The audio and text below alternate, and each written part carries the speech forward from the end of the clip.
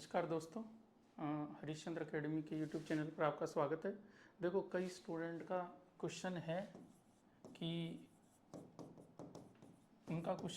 कि भाई अपने को जो अभी आरजेएस मेंस के लिए दुनिया भर के कोर्स आजकल लॉन्च हो रखे हैं, समझ रहे हो। मैंने भी कह रखा है, ये निबंध पढ़ लो, ये पढ़ लो, वो पढ़ लो। सब ने अपने अपने हिसाब से अपना मार्केट में जो भी ऐड करना है वो कर रखा है। लेकिन जो स्टूडेंट सच में ऐसा मान रहे कि उनका मेंस होगा, मतलब कि उनका प्री निकल जाएगा, ठीक है, वो स्टूडेंट ध्यान दें कि आपको जैसे आजकल मार्केट में एक नई चीज़ चली है, आंसर राइटिंग बैच।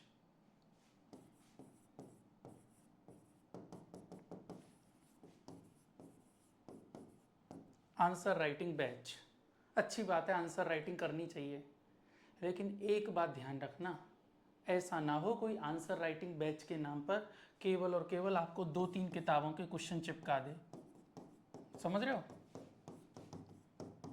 किताबों के प्रश्न चिपका दे। आप खुश हो रहे हो कि सिविल्स के इतने क्वेश्चन लिख लिए, क्रिमिनल के इतने लिख लिए, वो तो आपको घर पे बैठ के लिखने हैं। मान लो कि आप डेली का अपना शेड्यूल बना लो।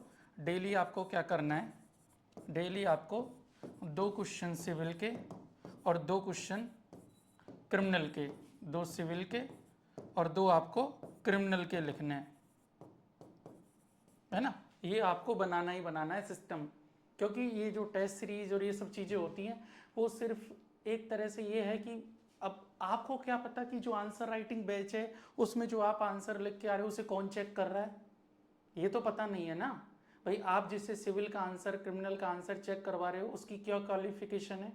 क्या अब कोई ऐसा, तो अब ऐसा स्टूडेंट कोई जिसका प्री भी नहीं निकला हो, जिसका मेंस भी नहीं निकला हो कभी, है ना, जिसने कभी प्री और मेंस भी नहीं निकाला हो, अगर वो आपके आंसर चेक करेगा तो वो क्या बता पाएगा आपको, क्या बता पाएगा, आप सोचो। इसीलिए आप सोच रहे होंगे कि जैसे लोगों ने फीस कर रखी है 6,000, 7,000, 8,000, तो ये इतनी कम फीस में कोई कैसे आपको क्वालिटी एजुकेशन दे सकता है।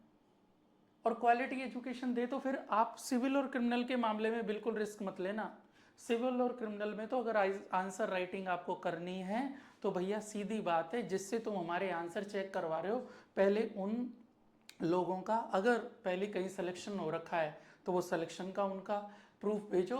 और अगर उन्होंने सच में 2-3 मेंस दे रखे हैं, जैसे कि इस तरह के दावे किए जाते हैं कि 2-3 मेंस दे रखे हैं, ये दे रखा है, वो दे रखा है, तो उनके पहले इंटरव्यू दिए हुए जो हैं उनकी आरटीआई की कॉपी, कुछ ऐसा देखो कि उन्होंने बेहतर आंसर लिखे या नहीं लिखे अपने जीवन में। ऐसा ना हो कोई जिसका प्री ना निकला हो, जो आपके साथ प्री बड़ी मुश्किल से मर्जी के निकाल रहा हो, वो आपके आंसर चेक कर रहा हो, तो बहुत बड़ा धोखा हो जाएगा फिर आपके साथ। तो आप क्या करेंगे, इस तरह के किसी भी धोखे में आने के बजाय अच्छा है अपने घर पे बैठ के 2 क्वेश्चन सिविल के लिखो, 2 क्रिमिनल के लिखो, फिर किसी ऐसे व्यक्ति से जुड़ो जैसे कि मान लो केडी चारण सर हैं, ठीक है, केडी चारण सर हैं। अब केडी चारण सर क्या हैं, 2 बार, एक बार आरजेएस, एक बार जीजेएस और अब जेएलओ हैं। तो इनका प्रमाण है, इन्होंने तो अपना एडमिट कार्ड भी आपको लोगों को दिखाया, सारी प्रूफ है आपके पास। तो इस तरह का अगर कोई व्यक्ति है, जैसे कि स्वास्थ्य वाले सर है ना, वो हैं, जैसे कि जो ऑलरेडी सेलेक्टेड है, वो आदमी फिर भी आपको कहे तो है ना, बनती है बात, है ना। लेकिन आप इसमें जैसे कई स्टूडेंट पूछ रहे क्या ये लेना चाहिए नहीं लेना चाहिए, तो मैं दुखी हो गया। मैं भाई मैं कैसे बता सकता हूँ लेना चाहिए नहीं लेना चाहिए। सीधी बात है, नाई के बाल कितने, जजमान सब सामने आ जाएंगे, तो वो सीधी बात है, आपको कौन सा बैच लेना है ये आपको डिसाइड करना है। अभी आप जब आपका प्री निकल रहा है तो 10-20 हज़ार बचाने की मत सोचो।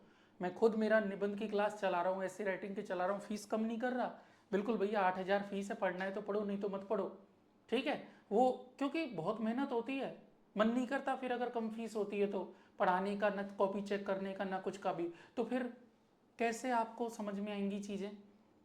तो इसलिए आप क्या करेंगे, आंसर राइटिंग का अगर आपको है इशू तो 2 सिविल के क्वेश्चन, 2 क्रिमिनल के क्वेश्चन आप लिखिए, ठीक है, डेली करो। और आप क्या कर सकते हो, है ना, 3 पेज 4 पेज हिंदी के और 3 पेज 4 पेज इंग्लिश के, ये इंग्लिश और हिंदी ये लिखें, ये डेली लिखें, तो आपको फिर फायदा करेगा ये आंसर राइटिंग बैच।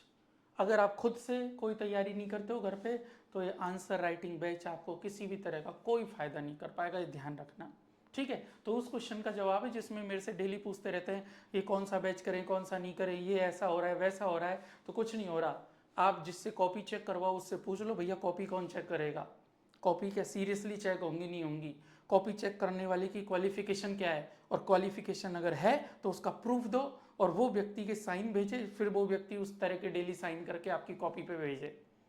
आपका करियर है, बर्बाद थोड़ी करना है, तो इसीलिए बहुत ध्यान से इस चीज़ को करना है। ठीक है, चलो।